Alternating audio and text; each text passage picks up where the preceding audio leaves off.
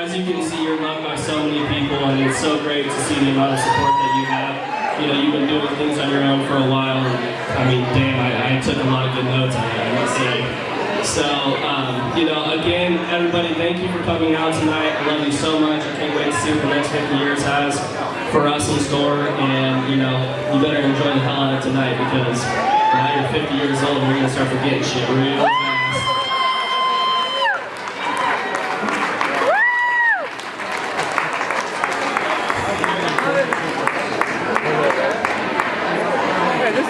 Alright, so you still need to be quiet, because I still got more people talking. There's a long list of people. Remember, there's a lot of people here. So we're going to go with Sylvia. I'm sorry. She's going to really try to keep this PG, but I highly doubt it's going to stay there.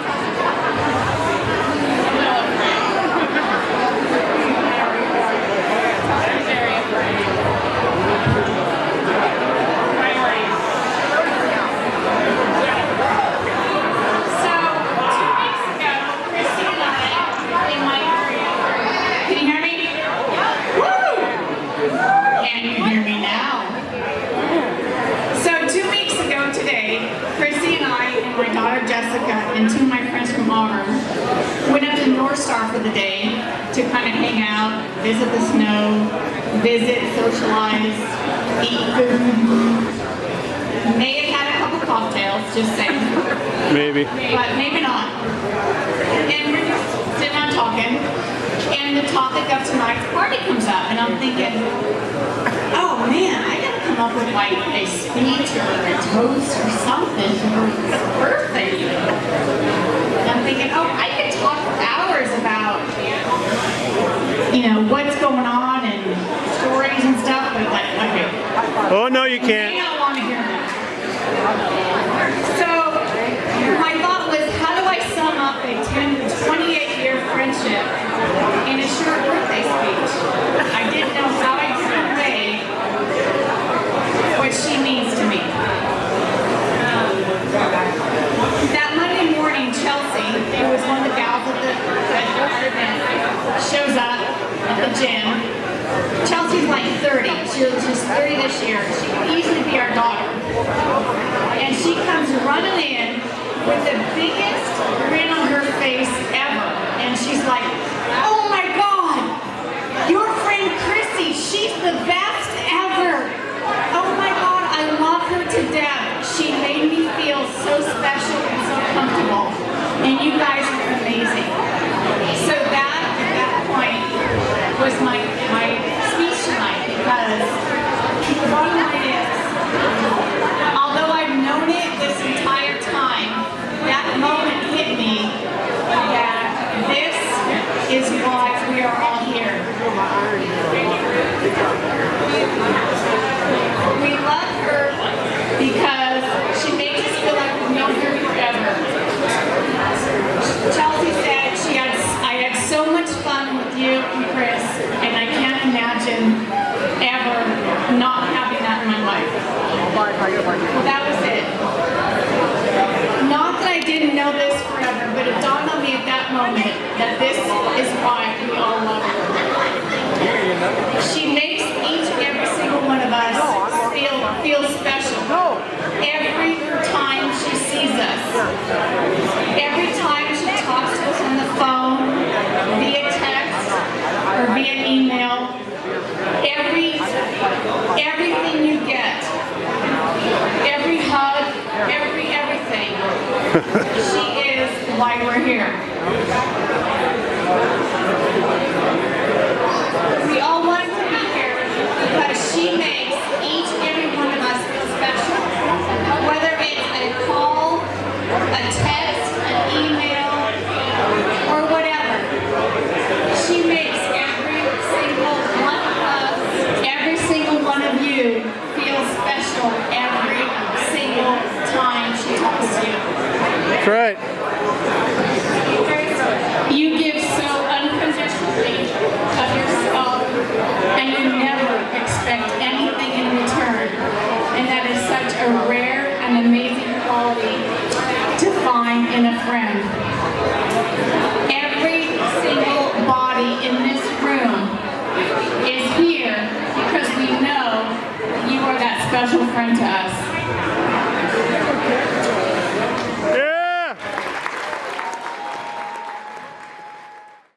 All right, my uncle, her brother, is going to go next. Thought it was going to be my 50th once you were done. Just kidding, Sylvia. I just want to thank the Lord for everybody to being here today. And she has such good friends, it's amazing. She's always been there for me, and she knows I love her. And I got the best fucking sister in the world. Thank you. No kidding, Sylvia.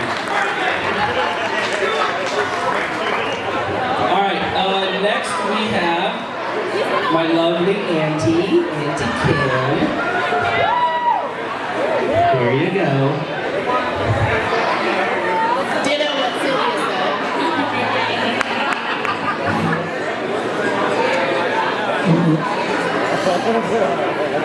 How many of you love Crissy? Yeah! Right? So I'm not alone. But Chris and I share a very special bond, as most of you know. We met on a bus. In 9th grade. I'm not going to go through the whole last 32 years, but we met on a bus. Chris, and you all know this. You all are here because she takes the time and effort to get to know you, to love you unconditionally. This woman has taught me unconditional love like no one else in the world. She never wavers. She's always there. And I think every single one of you can say this. The best thing about Chris is that we've shared life together. Lots of it. Marriage, babies, divorce. You can fill in the dash. We've shared some adventures. We're going to continue to do that here in this year. There's a whole lot that I'm not going to say. Stories I'm not going to tell. But the one thing that I know is that no matter what, Chris shares her heart with everyone, and it's unconditional. And raise your glass, no matter what you have in it. Raise your hand and give a toast to the most wonderful, generous, loving, caring, funniest, can do a cartwheel at 50. Anklam-Barnette.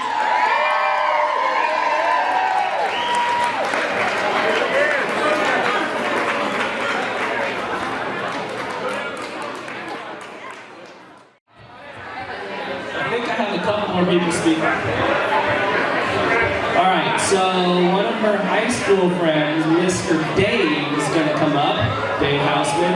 Him and I share similar favorite basketball teams. Him and I are diehard Lakers fans, and if you think otherwise, then joke's on you.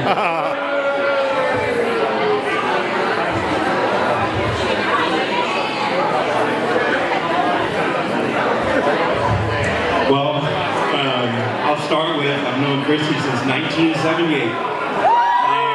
So, we go back a ways. When I met her, she found out she was my neighbor.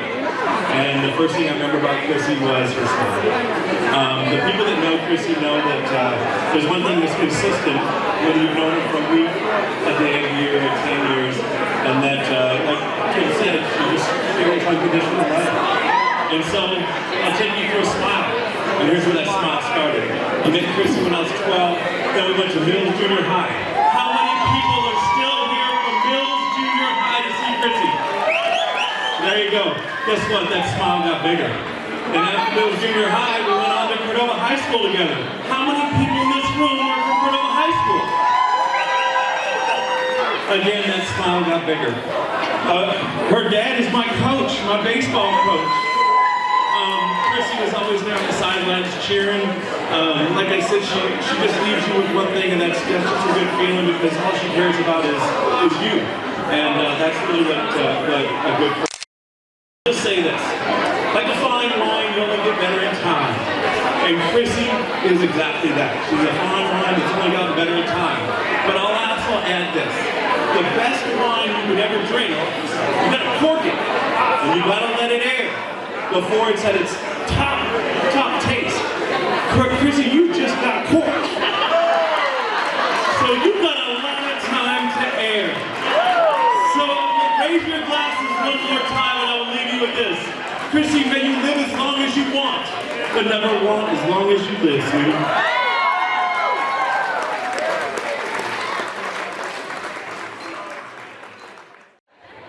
All right, we have one more.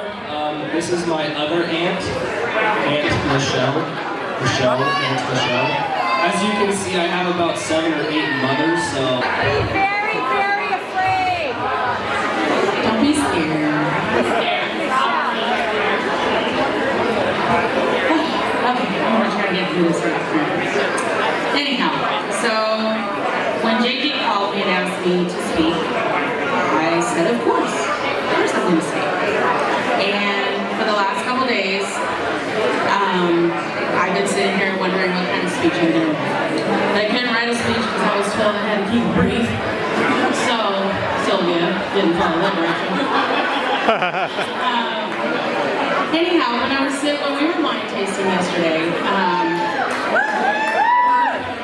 her friend Lisa and I were sitting and we were both watching her up at the bar, and she looked at me and she said, you know what, the one thing I can say about Cris is that she has so much joy in her life and in her heart. And that's the one thing I can say is she's always got a smile. She always looks at the positive side of everything. She walks you through everything. She and I have been through 30 years of ups and downs, tears and laughter, and all I can say is thank you for always being my ride or die chick. And I've always had her back when she tries to get me into a fight. Concerts we go to because she can't control herself. But it's all good because no matter what, I will always have her back because she's always got me back. So thank you for your friendship, for your hugs, and for your big ass smile.